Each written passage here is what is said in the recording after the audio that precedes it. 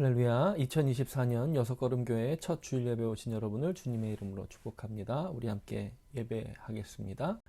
예배로의 초대. 오라 우리가 굽혀 경배하며 우리를 지으신 여호와 앞에 무릎을 꿇자. 대저 저는 우리 하나님이시요 우리는 그의 기르시는 백성이며 그 손의 양이라. 너희가 오늘날 그 음성 듣기를 원하노라. 아멘.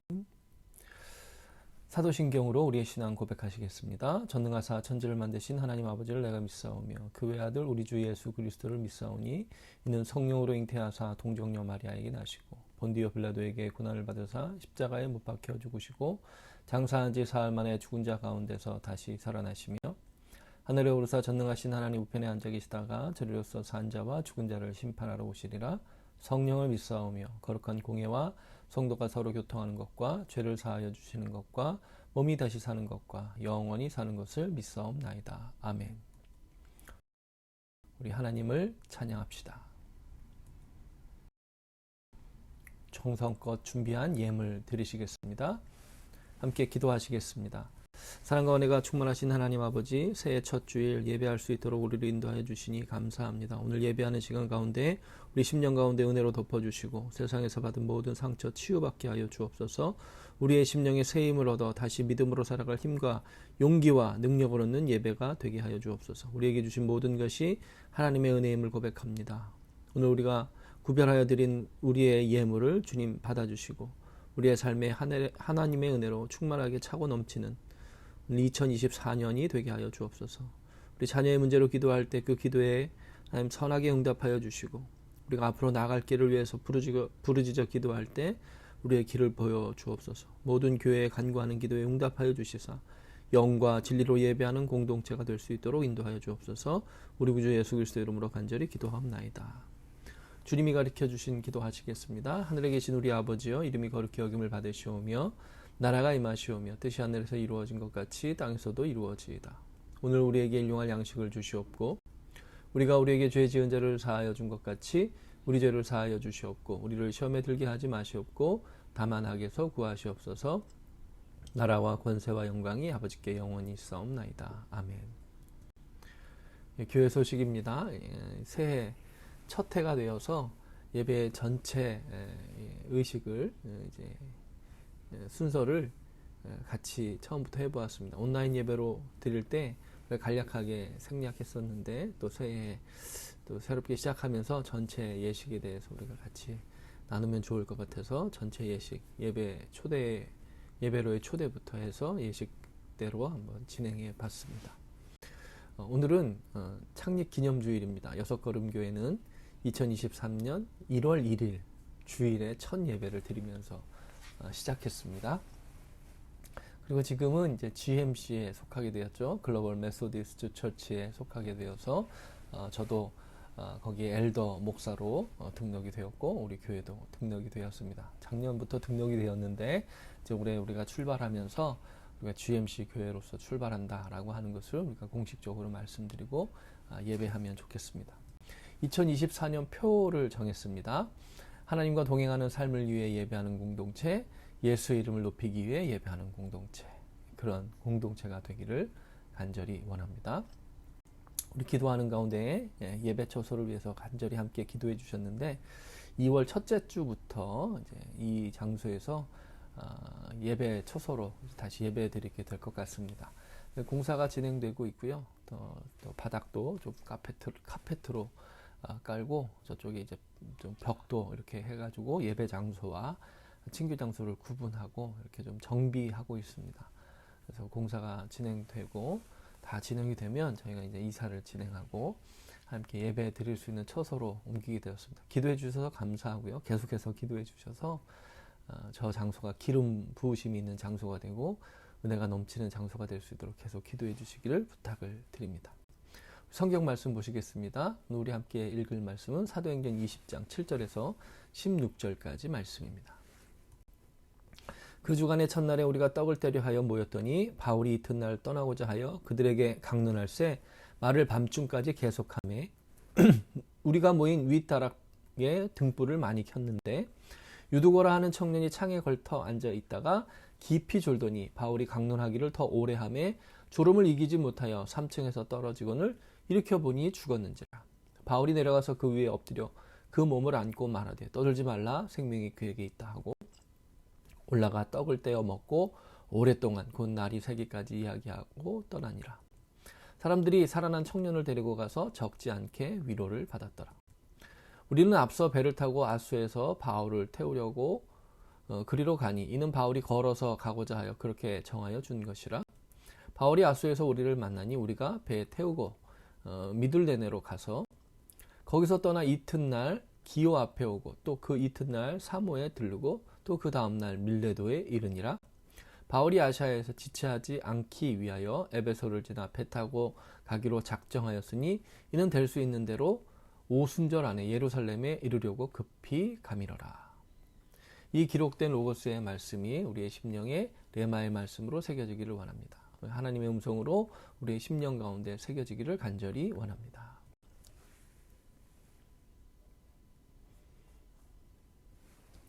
이 바울은 에베소에서 소동이 그치고 나서 마게도냐로 넘어가서 여러 지역을 다시 방문하고 빌립보, 드로아라고 하는 곳에 오게 됐지요. 거기서 7일 동안 머물렀다. 지난주 6절까지 말씀이었습니다. 이제 7절부터 시작하는 부분의 헬라어 원어는요, 이렇게 말씀하고 있습니다. 엔데테 미아톤 사파톤.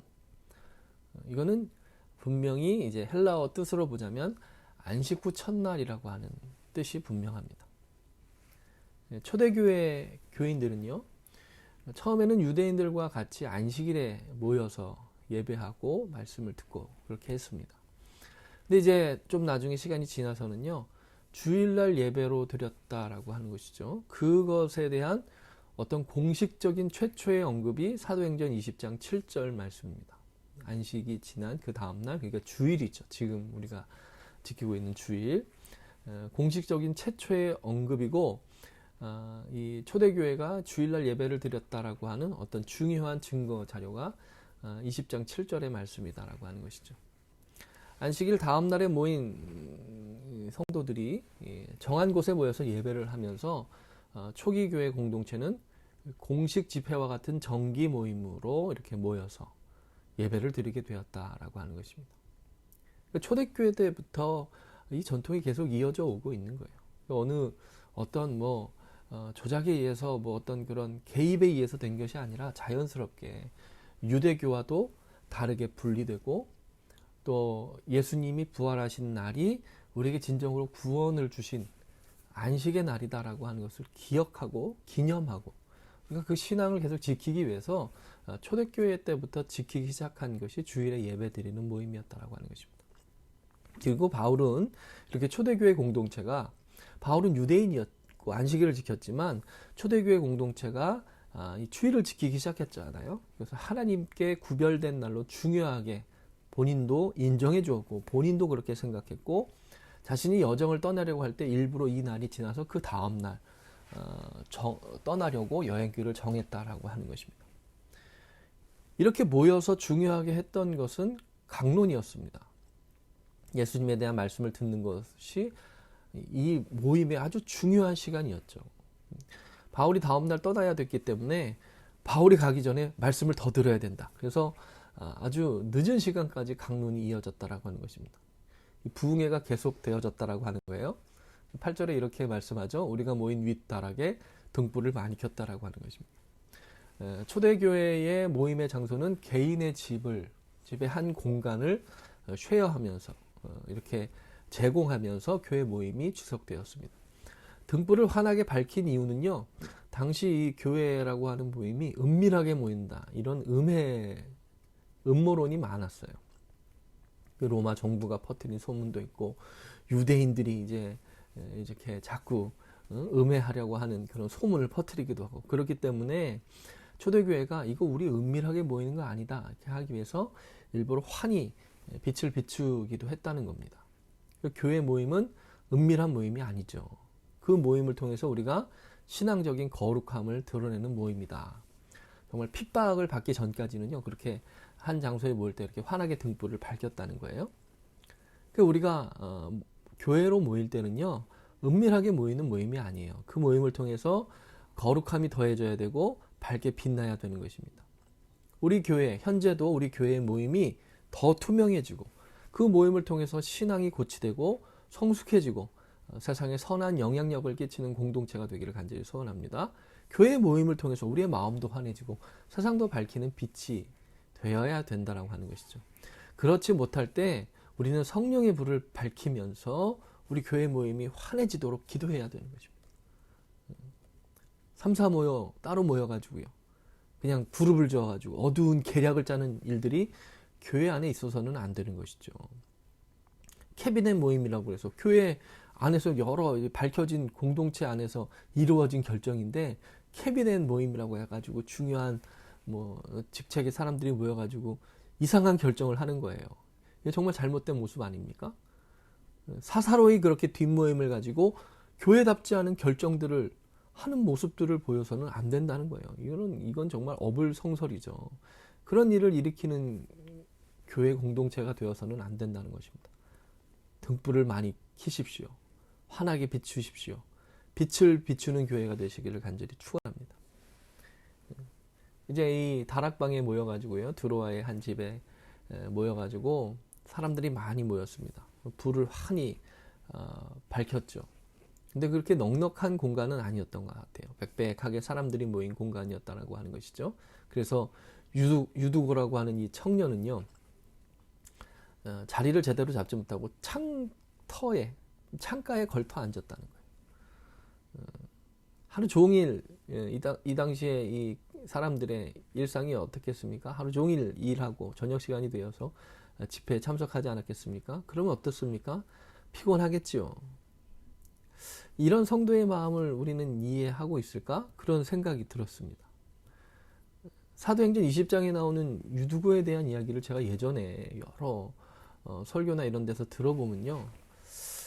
설교 시간에 절고 그러면 안 됩니다. 이런 예화로, 그런 뉘앙스로 이 유두고에 대한 이야기를 많이 언급했던 기억이 납니다. 다른 어떤 접근을 거의 못 본 것 같아요. 그가 피곤한 하루를 보냈을지 어땠을지 고려하는 이야기는 들어본 적이 없었던 것 같습니다. 좁은 공간에 빽빽하게 둘러앉은 곳에서 유두고는 어쩌면 노역자를 위해서 좋은 자리를 양보하고 자신은 불편한 자리에 걸터 앉아 있었는지도 모를 일이지요. 좁은 공간에 많은 사람들이 모여서 공기가 탁해지지 않았겠습니까? 당시 무슨 전기불도 아니었을 것이고 불을 이렇게 밝혔을 텐데 공기도 탁했을 것이고 몸도 피곤합니다. 사도 바울이 내일 떠나야 돼요. 그러니까 그 강론을 더 듣고 싶은 마음에 사람들이 그냥 다 더 오래오래 말씀을 듣는 거예요. 근데 몸은 피곤하니까 졸음이 쏟아지는 겁니다.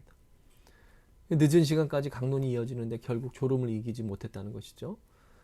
그런데도 그가 성경에 보면요. 그가 졸다가 떨어진 것을 타박하는 듯한 뉘앙스는 전혀 없어요. 유두고가 3층에서 떨어졌을 때 사도 바울이요. 강론을 멈추고 떨어진 유두고를 향해서 달려가지 않습니까? 그리고 그의 몸을 감싸 안아요. 그리고 죽음으로 인해서 유두고가 갑자기 이런 일을 당한 것에 대해서 안타까워하는 사람들을 진정시키고 안심시키면서 말을 합니다. 근데 막 떠들지 말아라. 여기는 그렇게 번역하고 있는데 이건 좀 떠들지 마십시오. 이런 책망이 아니었다고 보여집니다. 슬퍼하고 안타까워하는 사람들에게 진정하십시오. 들을 안심시키는 그런 말이었다라고 하는 것이죠. 제가 들었던 그런 비판적인 해석의 측면으로 보면 이제 유두고라고 하는 사람이 이제 설교를 듣다가 졸다가 떨어져 죽었고 사람들이 그것에 대해서 웅성웅성하니까 그냥 제발 그런 믿음 없는 소리 하지 마십시오. 뭐 이렇게 해석할 수도 있는데 제가 볼 때는 사도 바울이요 주변 사람들을 안심시키고 그에게 일어날 하나님의 놀라운 일들에 대해서 우리가 지켜보자 이렇게 권면한 것으로 보는 것이 더 좋은 그런 해석이다라고 하는 묵상을 하게 되더라고 하는 것이죠. 그래서 제가 조금 더 이 장면을 유두고의 입장을 이해하는 측면에서 보고 말씀드린다면 이렇게 말씀드릴 수 있을 것 같습니다. 유두고라고 하는 청년이요 하루 종일 고된 일을 감당했어요. 노동자로서의 삶을 잘 살고 왔죠. 하루를 그렇게 힘들게 마쳤는데 사도 바울이 내일 떠나니까 마지막 집회를 한대요. 말씀을 사모하는 마음으로 집회에 참석했습니다. 사도 바울이 떠나기 전 마지막 집회에 그 말씀을 더 듣고 싶어가지고요. 피곤한 몸을 이끌고 집회에 참석한 것입니다. 유두거라고 하는 청년이 평소에 교회 일을 열심히 하는 젊은 청년이었을 수도 있어요. 말하자면 교회의 젊은 일꾼이었던 것이죠. 사도 바울이 말씀을 전하는 마지막 저녁 집회에 많은 사람들이 와서 말씀을 듣는데 자리가 부족한 것입니다.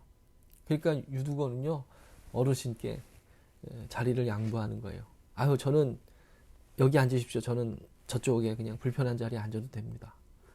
그런 기특한 마음으로 젊은 청년이 피곤할 텐데 늦게까지 이어지는 집회에 불편한 자리임에도 불구하고 거기에서 끝까지 말씀을 들으려고 온 힘을 다하고 있는 거예요. 그러다가 너무 피곤하니까 공기도 탁하고 여러 사람이 모여 있는데 이제 아쉬운 마음에 계속 말씀을 듣는데 그래도 몸이 피곤하니까 아이고 이렇게 잠들었다가 안타깝게도 3층에서 떨어져서 죽게 되었다는 거예요. 사고를 당하게 된 것이죠. 사람들이 와가지고 아이고 우리 교회 일꾼이 저렇게 됐네. 어쩌지 성도들이 걱정과 안타깝고 슬픈 마음으로 그렇게 둘러서 있었다라고 하는 거예요. 근데 사도 바울이 강론을 멈추고 유두교에게 달려와서 온몸으로 그를 끌어안았다는 거예요.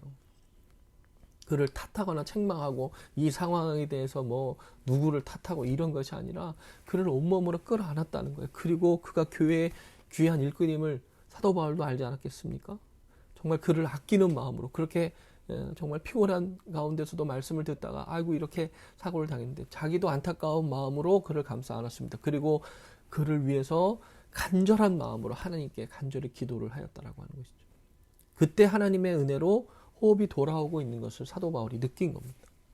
그 주변에서 아이고 어떡하지 우리 일꾼이 저렇게 됐으니 안타깝다 이렇게 슬퍼하고 있는 성도들을 향해서 이렇게 말하는 것이죠. 여러분 슬퍼하지 마십시오. 걱정하지 마십시오. 하나님께서 우리의 기도를 들으시고 그를 살려주실 것입니다. 하나님께서 우리를 위해 은혜를 베푸셨습니다. 그렇게 이야기를 하는 것이죠. 그렇게 유두거가 살아나니까 어떻게 됩니까?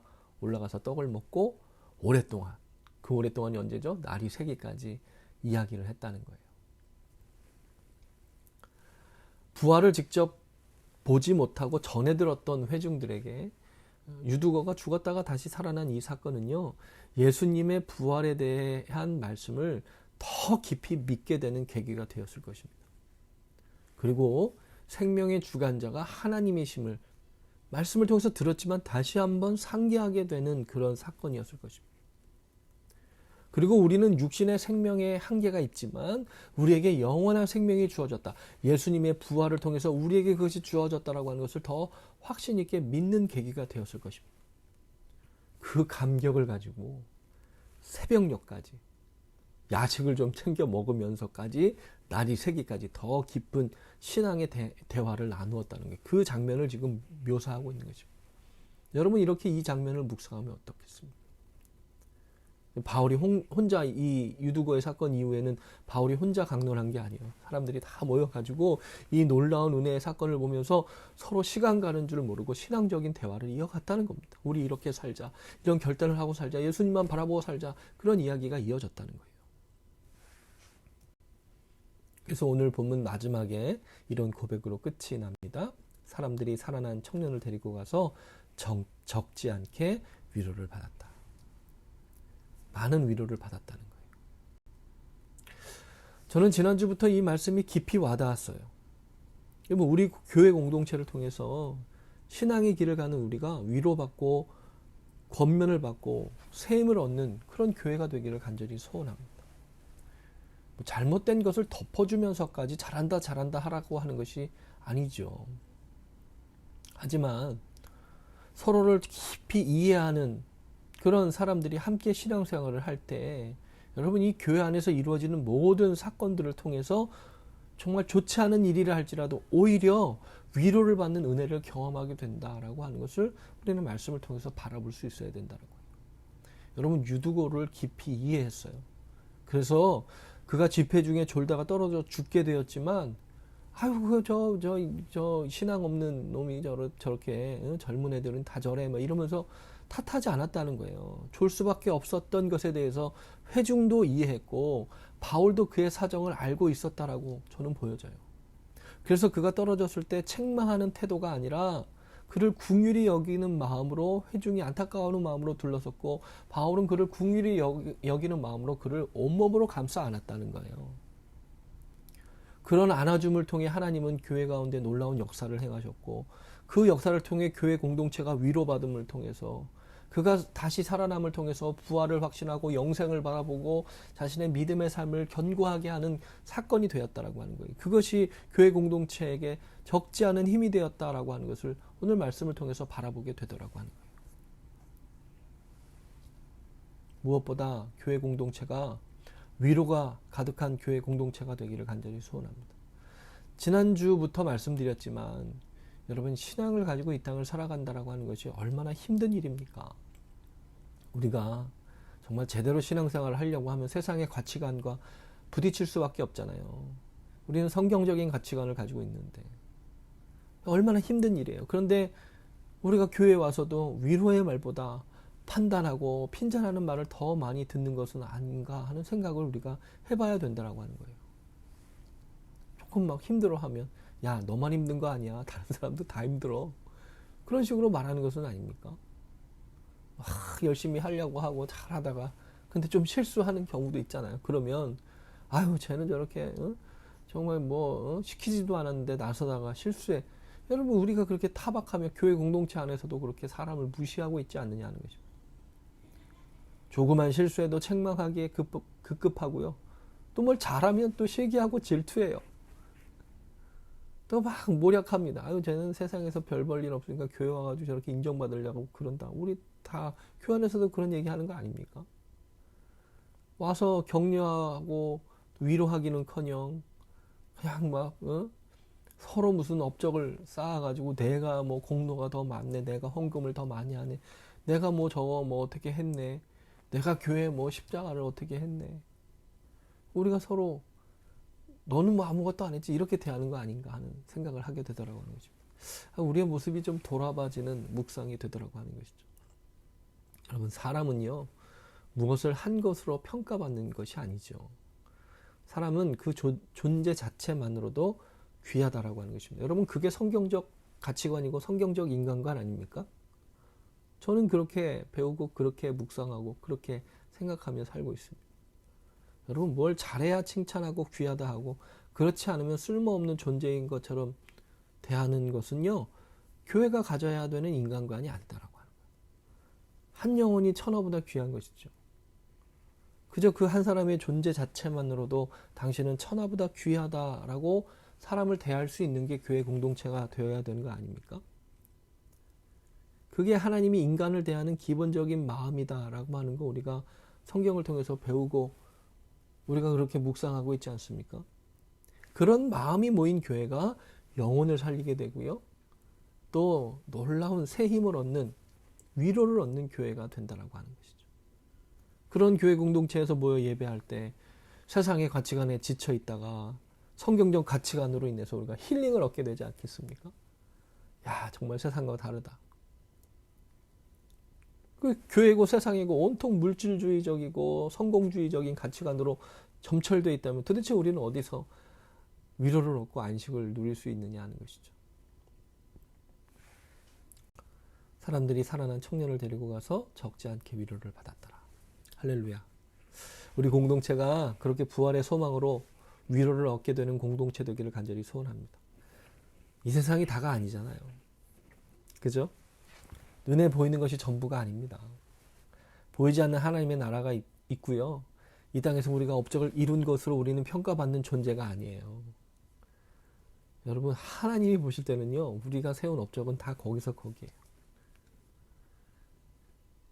여러분, 하나님 앞에 가면 믿음을 가진 존재로 살았느냐 아니냐가 심판의 기준이 된다라고 하는 거 우리는 기억해야 되는 거예요. 그러니까 우리가 부하게 살든지 이 땅에서 가난하게 살았든지 여러분, 세상적인 업적이 있든지 없든지 여러분, 그건 하나님께 중요하지 않다는 거예요. 하나님 무엇만 보신다고요? 마음의 중심, 믿음을 보신다라고 하는 거예요. 각자의 삶의 자리에서 믿음으로 살기 위해 온 힘을 다하는 성도님들 되시기를 간절히 축원합니다. 그리고 교회 공동체 안에서는 그렇기 때문에 세상의 지식과 지위와 세상의 어떤 뭐 공로, 교회 어떤 공로를 세워서 사람을 차별하는 것이 아니라 믿음으로 살아가는 한 영혼이 천하보다 귀한 영혼이다라고 하는 것을 하나님의 시선으로 사람을 바라보고 대하는 공동체가 돼야 된다는 거예요. 그래서 서로에게 위로를 주고 격려를 해주면서 서로 용기를 북돋아주는 공동체가 되기 위해서 우리가 온 마음을 같이 모아야 된다라고 하는 것입니다. 이게 중요하다라고 하는 거예요. 알긴 알죠. 근데 그게 쉽지 않아요. 쉽지 않다는 거 저도 압니다. 워낙 서로 다른 사람들이 모이고 또 우리가 또 죄성이 있잖아요.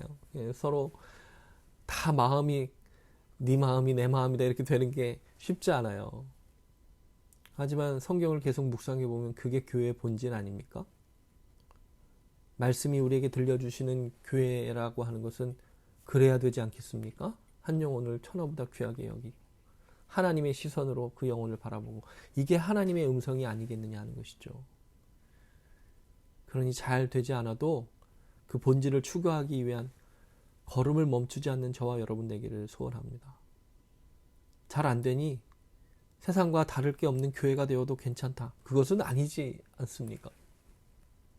여러분 2024년에 우리 여섯걸음교회는 교회 안에서 서로 위로하며 격려하면서 서로를 깊이 이해하는 서로를 바라보며 공감해 주는 그런 공동체가 되기를 간절히 소원합니다. 그래서 우리는 하나님과 동행하는 삶을 살기 위해서 한 마음으로 예배하는 공동체 되기를 원합니다. 또 우리가 그렇게 서로 위로하고 격려함을 통해서 예수님의 사랑을 교회 안에서부터 실천하고 교회 밖으로 그 사랑을 넘쳐 흘려보내면서 그 사랑을 세상 가운데 증거하면서 그 사랑의 실천을 통해서 예수 그리스도의 이름을 높이는 교회 공동체가 되기를 간절히 소원합니다. 이제 바울은요 드로아에서 밤새 철야 집회를 했잖아요. 드로아가 잘 안 보이시죠? 그래서 조금 확대해봤어요. 드로아에서 빌립보에 있다가 이제 드로아에 와가지고 7일을 머물다가 이제 마지막 밤에 집회를 밤새 했잖아요. 철야 집회를 하고 다음날 여행을 강행합니다. 아소까지 육소로 이동하고 또 미들렌에 갔다가 또 에베소를 지나서 그 밀레도까지 가죠. 이 나중에 20장 마지막 부분에 보면 에베소로 가지 않고 에베소에서 소동이 있었고 또 급하게 또 예루살렘으로 가야 했기 때문에 예루살렘에 급하게 가야 되는 이유는 하나였죠. 예루살렘 교회를 위해서 헌금을 모았잖아요. 빨리 전해줘야 되니까 이제 빨리 가기 위해서 에베소로 들어가지 않고 밀레도에서 이제 에베소에 있는 교회 지도자들 장로들을 초청해서 거기서 고별 설교를 하는 게 20장 마지막입니다. 그러면 바울의 이 모든 여정의 주된 사역은 뭐였죠? 말씀 사역이었어요. 복음을 전하는 모든 1차, 2차, 3차 선교 여정에서 바울은 무엇보다 말씀을 강론하는 사역에 중점을 두었습니다. 그리고 그것이 결국 그의 전도 여정, 선교의 여정의 부흥의 원동력이 되었다라고 하는 것이죠. 여러분 우리 예배 가운데 말씀을 선포하는 거, 강론하는 것은요 초대교회 때부터 중심적인 역할을 했다라고 하는 거 우리 기억해야 된다라고 하는 거예요. 뭐 요즘 우리가 예배의 다양성을 위해서 예배 안에서 다른 모든 뭐 또 예식을 하기도 하고 뭐 찬양을 더 길게 하기도 하고 또 기도하는 어떤 시간도 더 많이 하기도 하지만 여러분 초대교회 때부터 교회를 부흥하게 했던 가장 중심되는 사역은 말씀 강론이었다는 거예요. 말씀 강론이 길어지는 것에 개념치 않고 말씀을 듣는 것을 사모하는 교회가 든든하게 세워져 갔다라고 하는 거예요. 피곤한 몸을 이끌고 사도 바울이 그렇게 말씀을 잘 전하는 사람이 아니었다라고 하는 거 대부분의 학자들의 의견 아닙니까? 하지만 회중은요 그런 말씀을 사모했어요. 피곤하지만 전해지는 말씀을 늦게까지 정말 골아 떨어지는 한이 있더라도 내가 그 말씀을 끝까지 듣겠다라고 하는 마음이 온 회중 가운데 가득했어요. 그리고 제가 볼 때는요 사도 바울이 정말 말씀을 지어내서 하는 게 아니라 만들어내면서 말씀을 전하는 자가 아니라 유대교가 그때 당시에 가지고 있었던 구약 성경이죠. 지금 우리가 신약 성경으로 더 잘 이해하고 있지만 예수님에 대한 이야기를 구약 성경을 가지고 그 구원에 대한 이야기를 집중적으로 집회 중에 말씀을 강론했다는 거죠. 그리고 또 성경뿐만 아니라 그의 경험을 이야기하지 않았겠습니까? 그가 어리석음으로 인하여서 그냥 이상하게 이 예수 믿는 사람들을 아주 죽이겠다라고 하는 열심히 있었을 때 다메섹 도상에서 그에게 찾아오신 예수님의 경험, 그리고 다메섹 도성 안에 들어가서 또 그에게 안수받아서 눈이 띄어지고 그런 어떤 신앙적인 일들, 또 1차, 2차, 3차 선교 여정 가운데 수많은 사건들이 바울 일행을 통해서 나타났던 그 성령님의 놀라운 역사, 하나님의 역사하심을 강론했을 때 회중은 그 이야기를 통해서 믿음을 든든하게 세워갔다라고 하는 거예요. 그것이 초대교회들을 견고하게 세우는 초석이 되었다라고 하는 것이 분명하다는 겁니다. 이 초대교회의 역사를 사도행전을 통해서 보게 되면 결국에는 말씀의 부흥이 교회의 부흥이었다는 거예요. 목회자들이 말씀을 잘 전하기 위해서 고민해야 되지만 잘 듣게 한다고 해가지고 지어낸 이야기를 해서는 안 되는 것이죠.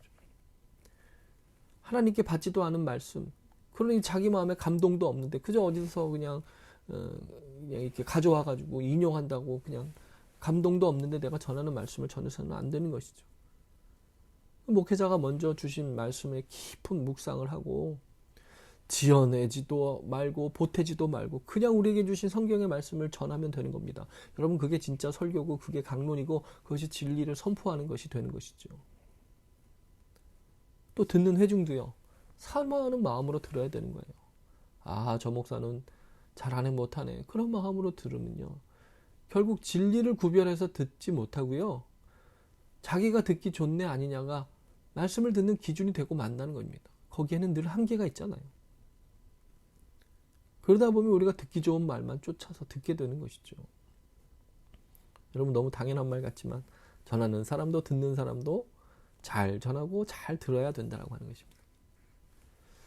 사랑하는 여섯걸음교회 성도 여러분, 우리에게도 말씀의 부흥이 일어나기를 간절히 소원합니다.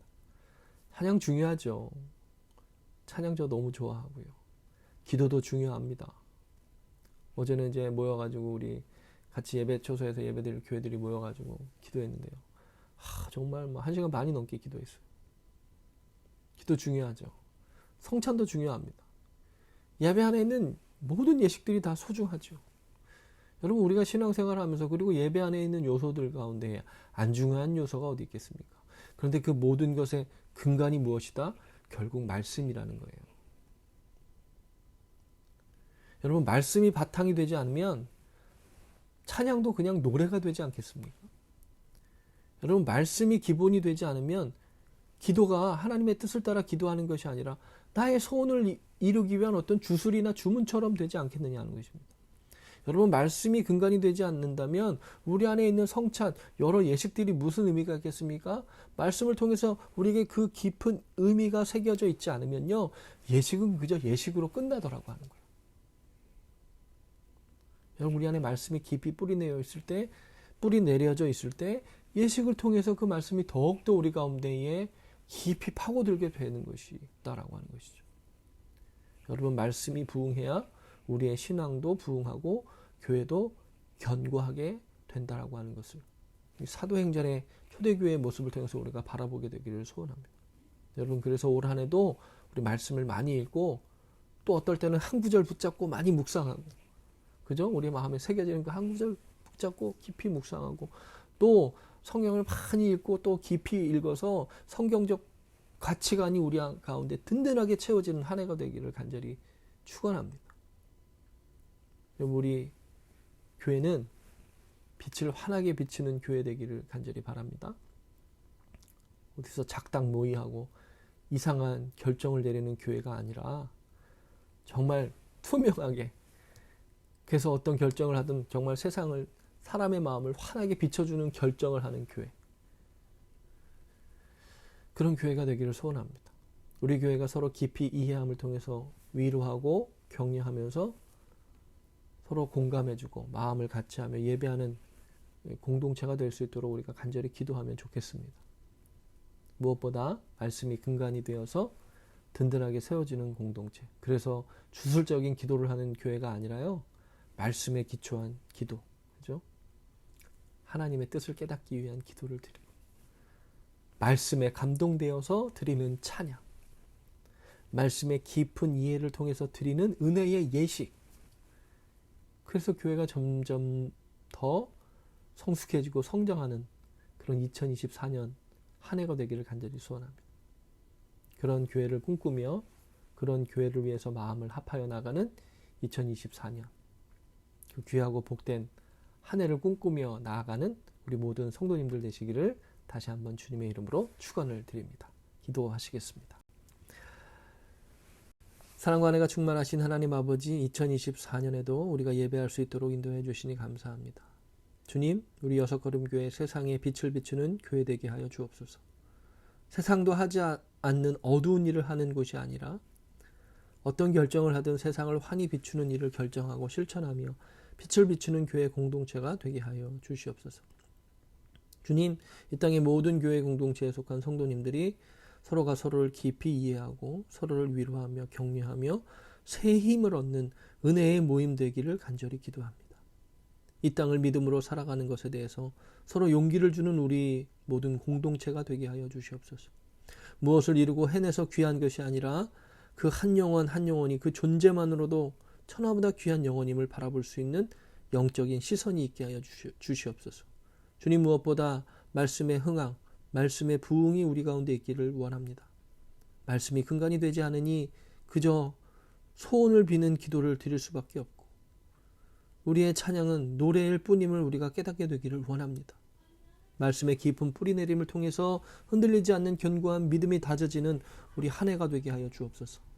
한 마음으로 예배함을 통해 하나님과 동행하는 삶으로 나아가는 예배를 드리는 여섯걸음교회 되게 하여 주시옵소서. 위로하고 격려함을 통해 그리고 그 격려를 통해 사랑을 교회 밖으로 흘려보내는 예수 그리스도의 사랑을 전하는 예수 이름을 높이는 우리 교회 우리 성도님들 되게 하여 주시옵소서.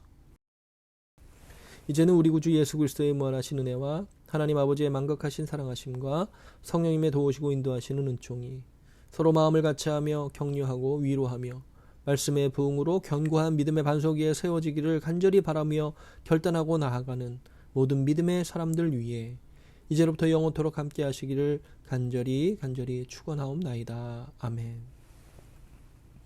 한 주간도 말씀 깊이 묵상하시고요. 서로 격려하고 위로하시면서 믿음으로 살아갈 힘과 능력을 얻는 귀한 한 주간이 되시기를 간절히 축원합니다. 예배를 마치겠습니다.